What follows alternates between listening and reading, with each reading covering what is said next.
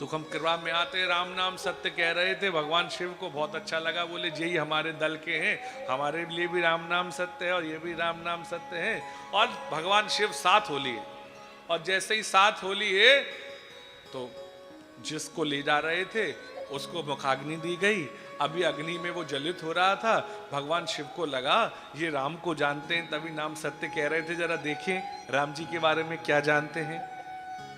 एक व्यक्ति खड़ा था, एक व्यक्ति से बात कर रहा था, बोले ये जोर से बोल रहा था, इसके पास चलते हैं। उसके पास भगवान शिव गए तो ये बोला भैया हद है गई। बोले क्या हो गया, क्या हो गया?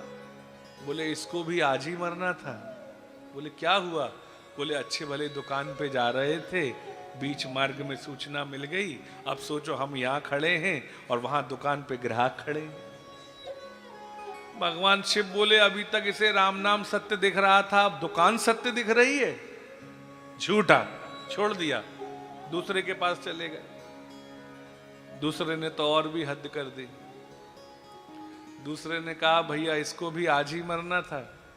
बोले क्यों, क्या बात हो गई? बोले दुकान से इतने दिनों बाद एक दिन की छुट्टी मिली थी और आज पूरी छुट्टी तो यही ले लेगा, घर का काम कौन करेगा? भगवान शिव ने कहा इसे अब तक राम नाम सत्य कह रहा था और इसका घर इसे सत्य लग रहा है, एकदम झूठ, छोड़। ये बात कथनी और करनी पर बड़ा ध्यान देना चाहिए। और आखिरी में गए, बोले जे सबसे ज्यादा जोर से बोल रहा था इसके पास चलो, इसे तो पता ही होगा राम जी के बारे में। भगवान शिव जी जैसे ही गए तो इस व्यक्ति ने तो हद ही कर दी।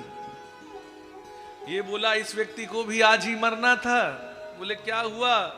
बोले आज हमारे बिजली के बिल की आखिरी तारीख है, अब हम इसके पास आ गए, ये बताओ पेनल्टी आके ये भरेगा? सीताराम। पर ये अनुभव जनित बात है साहब। आज कंधों पर ले जाने वाले लोग भी नहीं रहे। जब कोई नहीं रहता है तो जिसने अपने कंधों पर जिस परिवार का जीवन भर बोझ उठाया, विश्वास मानिए वो परिवार के कंधे अब इतने मजबूत नहीं रहे। लोग आजकल गाड़ी बुलाते हैं और शमशान तक भी कंधे पर छोड़ के नहीं आते।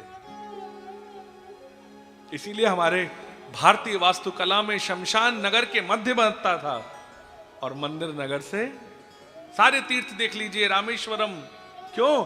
जिससे व्यक्ति अपने घर दुकान की वासनाओं को छोड़कर मंदिर जाए। और शमशान मध्य में होता था, कहीं कोई बात हो तो उसे याद रहे मृत्यु है। पाप करने से व्यक्ति डरता था, पर आजकल का मानव आया, उसे पापवृत्ति इतनी बढ़ गई, उसने मंदिर तो नगर के मध्य में बना दिया, जिससे भगवान पे जाने में और शमशान दूर बना दिया। हाँ, तो व्यक्ति जान लो साहब, जब भगवान शिव ने सुना, बोले कैसे हैं ये लोग, अभी राम नाम सत्य कह रहे थे और कथनियों करनी में इतना अंतर है। फिर ध्यान आया तो पता पड़ा उसको मुखाग्नि दी गई थी, शांत होकर राख हो गया। भगवान शिव ने कहा इन जीते जी आदमियों से तो ये मुर्दा अच्छा है, झूठे ही सही इनसे राम नाम तो लिलवा रहा था। दौड़ कर गए और उस भस्म को अपने शरीर में लगा लिया, भस्म को शरीर में लगा लिया।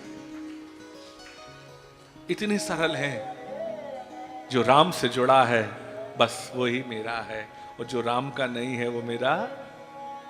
इसीलिए